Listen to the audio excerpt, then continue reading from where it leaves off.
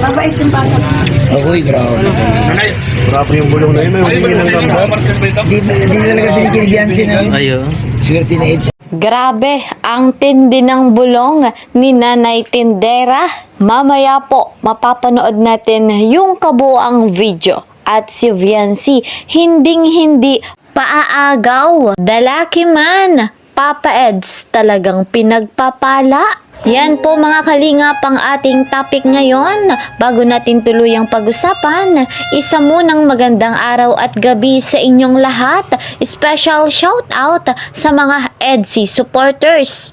Dito din po, special shout out kay Madam Chari Rama from Dubai, kay Madam Aryan Magadja from Kawit, Cavite, kay Madam Luz Agustin from Commonwealth, Quezon City, kay Madam Susan Lumagi, Madam Emilita Sumaco, kay Madam Clementina Labagis, kay Sir Salde Zamora, Madam Aimee Noro, at kay Madam Gina Pisidas. Ayan, special shoutout po sa inyong lahat. Mega love shoutout naman sa mga ka-member ko po sa Karepa Kalingap, Reactor Partner, mga OFW dyan, mga silent viewers. Mega love shoutout po sa inyong lahat. Ang lagi ko pong pakiusap, lagi nating tangkilikin at panoorin yung vlog ni Kuya Val Santos Matubang, ang ama ng Kalingap, kasama ng kanyang may bahay, Ate Edna Vlogs. Gayon din si Kalingap Rob, kasama rin ng kanyang may bahay, Madam Jackie Tapia. Sa mundong ito, napakaganda po ng kanilang layunin, kaya naman patuloy nating suportahan. Ako rin, ang inyong lingkod ay humihingi ng suporta sa bago pa po sa aking munting channel. Patuloy na naglalambing, Kalingap Kel. Please po subscribe, like and share my videos, at para lagi po kayong updated, click the notification bell. Eto na guys, ang matinding bulong ni Nanay Tindera, pambihira. Viancy, hinding-hindi paaagaw, at si Kalingap Edu talagang pinagpapala at masasabi nating dalaki man. Kahit nga po si Kalingap Rob, nasabi niya na swerte si Papa Eds. Eto guys, para mas malinaw, panoorin po natin ito. Credit to the owner of this video, Kalampitos TV. Suot ko talaga niya. Edo lang ako, sabi niya. Naku, may witness pala. Hala. Ano sabi niya, Nay? Kay Edo lang ako, sabi niya. Oo daw. Grabe.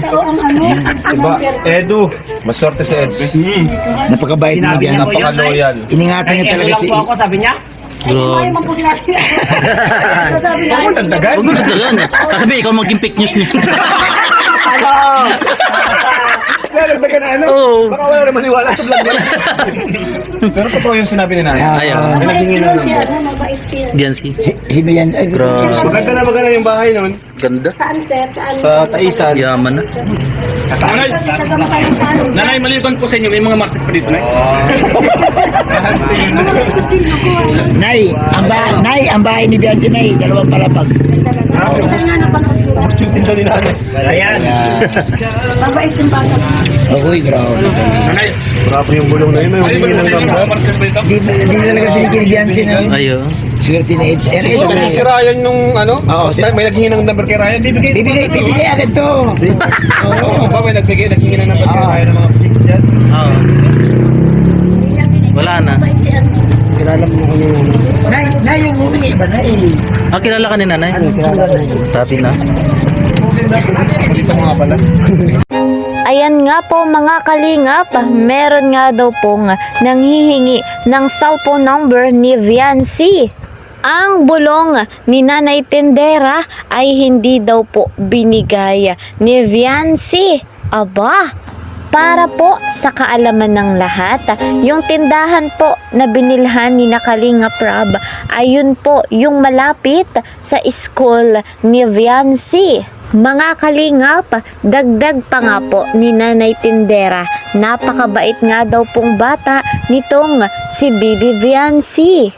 So guys, mga kalingap, talagang hinding-hindi papaagaw si Bibi Viancy. Masasabi rin nating napaka-loyal nito para kay Papa Eds. Guys, mga kalingap, ito po ay isang patunay na yung pagmamahal ni Viancy para kay Papa Eds ay talagang totoong totoo. Dahil kung hindi nga po totoo ay maaari niya nga pong ibigay yung kanyang cellphone number doon po sa taong humihingi nito. At malamang sa malamang yung taong humihingi ng number ni Viancy ay maaari rin pong nagkakagusto sa kanya.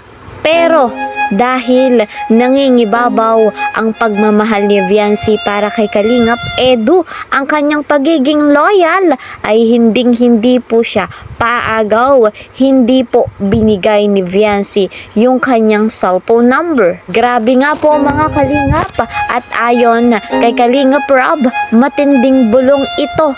Napakaswerte ni Papa Eds kay Viancy. Masasabi nga po nating the lucky man si Papa Eds, talagang pinagpapala sa pagmamahal na nagmumula kay Bibi Viancy. Grabe talaga guys ang matinding bulong ni Nanay Tindera. Siya po mismo ang witness, ang nakakakita kung saan humihingi nga po yung tao ng cellphone number dito kay Viancy. Masayang masaya na naman ang mga EDSI supporters dahil sa ganitong bulong. Hindi po ito fake news mga kalingap, real talk po ito. Kaya naman, ang love team na EDSI ay masasabi nating matibay at matatag. Ang lupit nga po nung part 72 ng love team na ito, sapagkat bukod sa napakabonggang ribbon cutting, matindi ang kilig na hatid ng love team na EDSI. Batid natin, pareho na po silang may nararamdaman sa isa't isa. Pero guys, mga kalingap, si Papa Eds naman po ay hindi nagmamadali, lalo pa nga at si Viancy ay nag-aaral pa. Very supportive naman ang ating Kalingap Edu dito nga po kay Viancy. Alam natin na mas matanda nga po si Hubby kay Wifey. Pero tandaan natin mga kalingap, age doesn't matter. Pero guys, malapit na pong mag-18 si Viancy. Ngayon pong darating na September. Malay po natin mga kalingap sa 18th birthday celebration ni Viancy. Doon mismo officially, hindi lamang basta love team, kundi mas malalim pa ang kanilang samahan. Yung tipong sila na talaga. So guys, mga kalingap, wala namang masama sa kanilang dalawa at napakaganda po ng kanilang chemistry. Yaan po mga kalingap ang ating pakaaabangan ngayon. So, hanggang dito na lamang po muna ang ating update. See you po sa next video. Mag-ingat po kayo palagi. God bless everyone. God bless Team Kalingap. Bye-bye.